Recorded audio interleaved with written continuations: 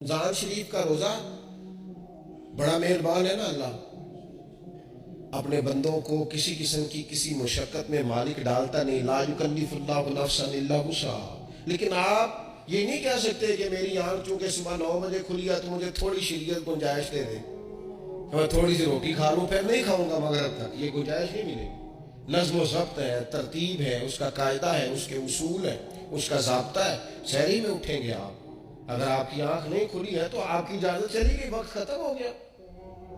آپ بے ترتیب ہوئے، آپ غافل ہوئے، آپ نے کیوں لمبی نیند کی، آپ کیوں وقت پہ نہیں اٹھے؟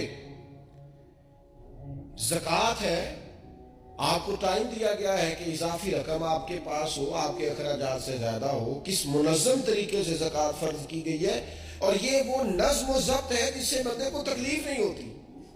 یعنی آپ کی ضروریات سے زیادہ مال ہو، اس مال کی قیمت 7.5 تولے سونے کے برابر یا 52.5 تولے چاندی تک پہنچ جائے، پھر وہ کل پہنچی ہے تو آج زکوٰۃ فرض نہیں، اس پر سال گزر جائے، پھر بھی وہ سارا نہیں دینا، اس میں سے 2.5% دینا، نظم و ضبط سے۔